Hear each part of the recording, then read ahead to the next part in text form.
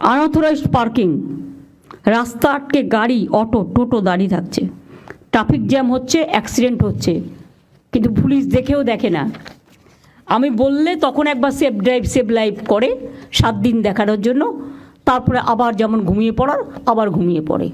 জল নিকাশির জন্য ড্রেন বন্ধ হয়ে যাচ্ছে, খালগুলো দখল হয়ে যাচ্ছে, পুকুরগুলো ভরাট করে দিচ্ছে নিজের ইচ্ছা মতো, যেন নিজের প্রপার্টি রেখে গেছে কেউ, দখল করে বাড়ি করে নিচ্ছে। বাবা, সেখানে আবার মাফিয়া জঙ্গল চলছে। পুরো কন্ট্রাক্টর প্রমোটার রাজ একটা সিপিএমের আমল থেকে তৈরি হয়েছিল, সেই রাজটাও এখনও বংশগতভাবে মাথা কিনে এটা করে যাচ্ছে। আর যারা এর পার্টি হচ্ছেন, আগামী দিন মনে রাখবেন তাদের কাউকে কিন্তু ছেড়ে কথা বলা হবে না। Government is very serious about it. আর কিছু কিছু land mafia, I am sorry to say, কখনো কখনো আইনত প্রোটেকশন পেয়ে যায়, ফলে উকিল দিতে দিতে আর উকিলের পেছনে খরচা করতে করতে সরকারের 12টা বেজে যায়। সরকারের জমিও নেবে আর আরবিট্রেটরের নামে দুদিকেই টাকা নেবে। এটা আর চলবে না, অনেক হয়েছে। সামনে ডেঙ্গি আসছে, বর্ষার আগে নিয়মিত ড্রেন পরিষ্কার করতে হবে। ড্রেন বন্ধ হয়ে যায় এমন কিছু ড্রেনে ফেলা যাবে না। ড্রেনগুলো তো ডাম্পিং গ্রাউন্ড নয়। পুকুর জলাশয় ভরাট হলে সঙ্গে সঙ্গে অ্যাকশান নিতে হবে, ভেঙে দিতে হবে।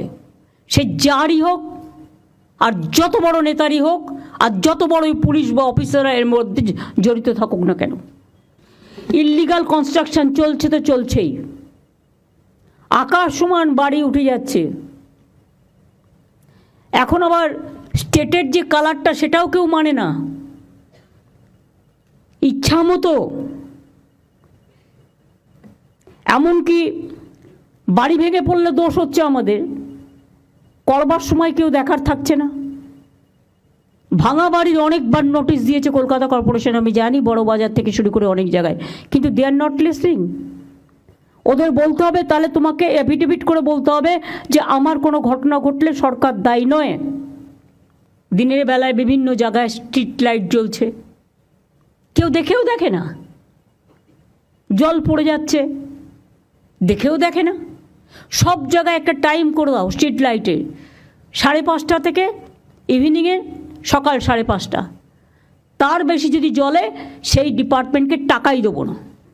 আমি চাই সলিড ওয়েস্ট ম্যানেজমেন্ট প্রজেক্টের কাজ 2026-এর মধ্যে শেষ করতে, এবং এটা সেন্ট্রালি হোক। লোকালি ছাড়বেন না, লোকালি টেন্ডার করে টাকা খেয়ে পালিয়ে যাচ্ছে। ভাগাভাগি ছাড়া আর কিছু বোঝে না। লোভটাকে বন্ধ করে দিন।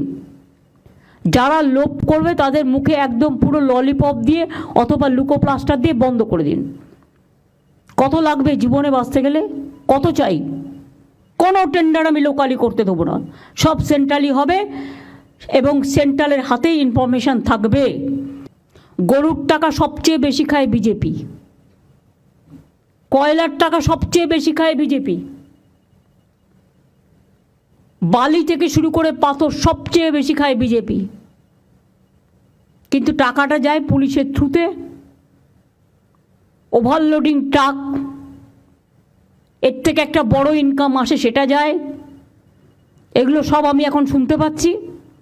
এবং আমাদেরও কিছু কিছু লোক আছে, তারাও যাতে ইডি সিবিআই না ধরে, বিজেপি তো ভয় দেখায় কতগুলো আছে, তারা সবচেয়ে বেশি টাকা তোলে।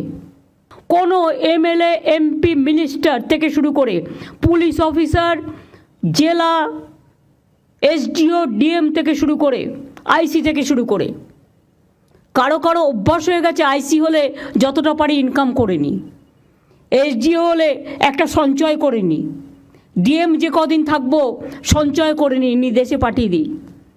এগুলো অনেক হয়েছে, আর করবেন না প্লিজ। এবার কিন্তু বড্ড চোখে লাগছে।